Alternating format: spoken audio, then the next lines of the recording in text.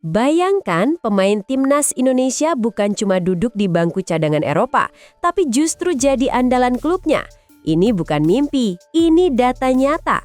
Hingga Januari 2026, beberapa pemain abroad Garuda benar-benar mencuri perhatian lewat menit bermain yang tinggi di Liga Elit.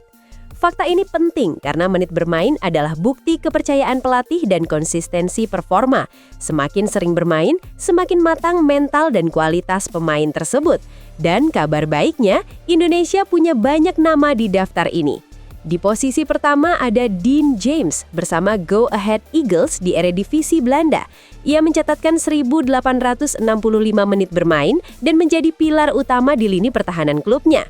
Konsistensi ini membuat namanya sulit tergeser dari starting 11. Posisi kedua ditempati Jay Itzes yang tampil luar biasa bersama Sassuolo di Serie A Italia. Dengan total 1.710 menit bermain, ia bahkan tidak pernah absen sebagai starter di awal musim. Bermain penuh 90 menit melawan tim besar seperti Juventus jadi bukti kualitasnya. Selanjutnya ada Nathan Chuaon yang bersinar bersama Willem II Tilburg. Sejak kepindahannya, ia langsung jadi pemain reguler dengan catatan 1.704 menit bermain. Adaptasinya terbilang cepat dan stabil. Kevin Dix menempati urutan berikutnya bersama Borussia Mönchengladbach di Bundesliga Jenan. Meski baru bergabung, ia langsung dipercaya dan sudah mencatat 1.464 menit bermain. Ini sinyal kuat bahwa kualitasnya diakui di Liga Top Eropa. Di sektor penjaga gawang, Emil Audero tampil solid bersama US Cremonese. Kiper berpengalaman ini sudah mengawal gawang timnya selama 1.350 menit di Serie A. Pengalamannya jadi aset berharga bagi timnas Indonesia. Joy Pelupesi menyusul dengan 862 menit bermain bersama Groningen. Sebagai gelandang bertahan, perannya krusial dalam menjaga keseimbangan permainan. Sementara itu, Calvin Verdong menutup daftar 7 besar dengan 695 menit bersama NEC Nijmegen. Tak hanya di Eropa, Asnawi Mangkualam juga tampil konsisten di Liga Thailand bersama Port FC. Ia rutin menjadi starter dan masuk jajaran pemain terbaik klubnya. Semua ini menunjukkan bahwa kualitas pemain timnas Indonesia makin diakui di level internasional. Kalau kamu bangga dengan perjuangan para pemain abroad ini, jangan lupa dukung terus Timnas Indonesia. Klik like, subscribe channel ini, dan tulis komentar menurutmu siapa pemain paling berdampak musim ini. Bagikan juga video ini supaya makin banyak yang sadar Garuda sedang naik level. Apa yang sebenarnya dibawa Jan Hartman ke Timnas Indonesia? Bukan sekadar formasi atau strategi di papan taktik, tapi sebuah cara berpikir yang bisa mengubah mental dan arah sepak bola nasional. Resmi menjabat per Januari 2026, Hartman datang dengan filosofi kepelatihan yang jelas dan terstruktur. Ia membangun tim berdasarkan 3 pilar utama yang saling terhubung, mulai dari kultur, taktik, hingga visi jangka panjang. Pilar pertama adalah filosofi brotherhood atau persaudaraan.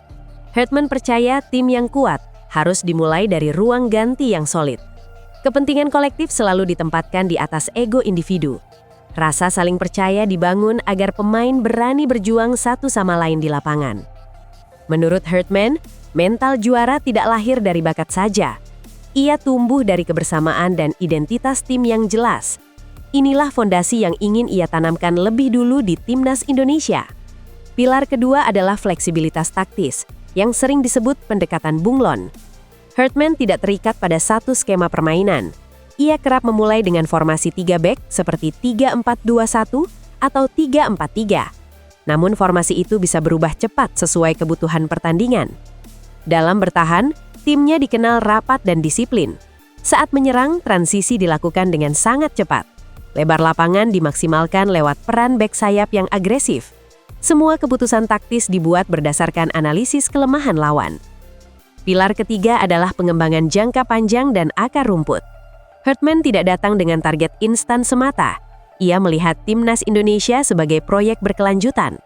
Tim senior dan U23 dipandang sebagai satu jalur pengembangan yang saling terhubung. Ia juga mendukung pembinaan pemain sejak usia dini. Metode latihan disesuaikan dengan tahap perkembangan pemain. Selain itu, Hartman terbuka melibatkan pelatih lokal agar transfer ilmu berjalan maksimal.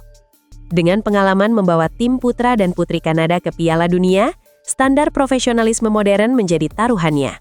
Harapannya, timnas Indonesia tidak hanya kompetitif, tapi punya identitas yang kuat dan berkelanjutan. Kalau menurut kamu filosofi John Herdman ini cocok untuk timnas Indonesia, tulis pendapatmu di kolom komentar. Jangan lupa like video ini, subscribe channel ini, dan share ke sesama pecinta Garuda supaya diskusinya makin hidup.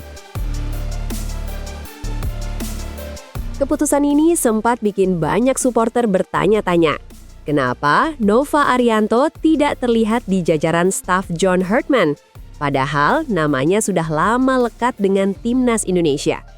PSSI akhirnya memberi jawaban yang cukup jelas dan strategis. Mulai Januari 2026, Nova Arianto dipastikan tidak mendampingi John Herdman di timnas senior. Alasannya bukan konflik, melainkan fokus penuh pada proyek besar lain. Nova Arianto mendapat mandat penuh sebagai pelatih kepala timnas Indonesia U20. PSSI ingin ia benar-benar berkonsentrasi tanpa terbagi fokus. Tahun 2026 sendiri akan jadi periode yang sangat padat untuk tim kelompok umur. Agenda utama Nova adalah mempersiapkan timnas U20 menghadapi kualifikasi Piala Asia U20 pada September 2026. Selain itu, ada juga Piala AFF U19 2026 yang menjadi target penting. Semua turnamen ini menuntut persiapan jangka panjang dan detail. Tugas Nova tidak sekadar mengejar hasil instan. Ia ditugaskan mencetak pemain muda yang siap naik level ke timnas senior. Menariknya, sekitar 85% skuad U20 saat ini merupakan jebolan timnas U17 yang tampil di Piala Dunia. Artinya, Nova memegang peran vital dalam rantai regenerasi timnas Indonesia. Hasil kerjanya akan sangat menentukan kualitas pemain yang nantinya diwariskan ke John Herdman. Inilah alasan PSSI memilih memisahkan fokus kepelatihan. Dengan absennya Nova di tim senior, PSSI melalui BTN kini mencari asisten pelatih lokal pengganti. Beberapa pelatih muda berlisensi tinggi sedang diseleksi. Nama yang terpilih nantinya akan dipilih langsung oleh John Herdman. Langkah ini diambil untuk menjaga kesinambungan program pembinaan. PSSI ingin setiap level timnas berjalan selaras tanpa tumpang tindih tanggung jawab. Tim senior dan tim usia muda diharapkan saling menguatkan, bukan saling membebani. Jika strategi ini berjalan sesuai rencana, timnas Indonesia bisa punya fondasi yang jauh lebih kuat. Regenerasi pemain menjadi jelas, dan transisi ke level senior bisa berjalan lebih mulus. Menurut kamu, apakah keputusan PSSI ini sudah tepat? Tulis pendapatmu di kolom komentar ya. Jangan lupa like video ini, subscribe channel ini, dan share ke sesama pecinta timnas Indonesia agar diskusinya makin ramai. Tidak semua pemain Indonesia bisa disebut elit di luar negeri, apalagi di liga yang kompetitif dan penuh tekanan seperti Liga Thailand. Tapi, Asnawi Mangkualam berhasil membuktikan dirinya layak ada di level itu. Musim 2025-2026 menjadi periode penting dalam karir Asnawi bersama Port FC.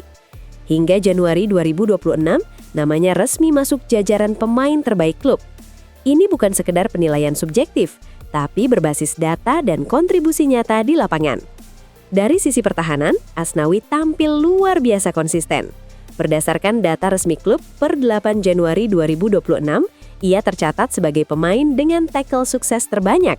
Total 30 tackle dimenangkan, angka yang menunjukkan agresivitas dan ketepatan membaca permainan. Menariknya, Asnawi bukan hanya soal bertahan. Meski posisi aslinya bek kanan, pelatih Alexandre Gama kerap memainkannya sebagai bek kiri. Fleksibilitas ini membuatnya semakin bernilai di dalam tim. Peran ganda tersebut tidak mengurangi kualitas permainannya. Asnawi sudah mencatat 14 penampilan di Liga Thailand musim ini.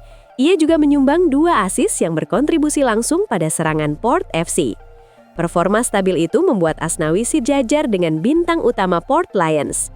Namanya kini satu level dengan Supanan Burerat, Peradol Chamraseme, dan Woracit Kanit Sribampen. Sebuah pencapaian besar bagi pemain asal Indonesia.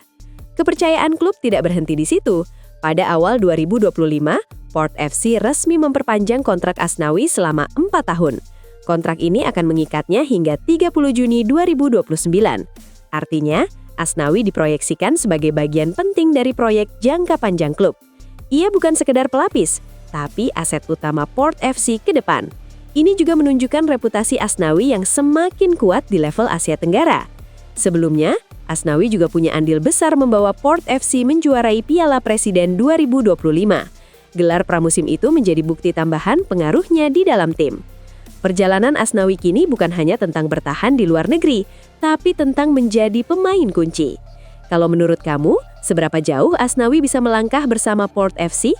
Tulis pendapatmu di kolom komentar. Jangan lupa like video ini, subscribe channel ini, dan share ke sesama pecinta Timnas Indonesia supaya makin banyak yang bangga dengan pemain kita di luar negeri.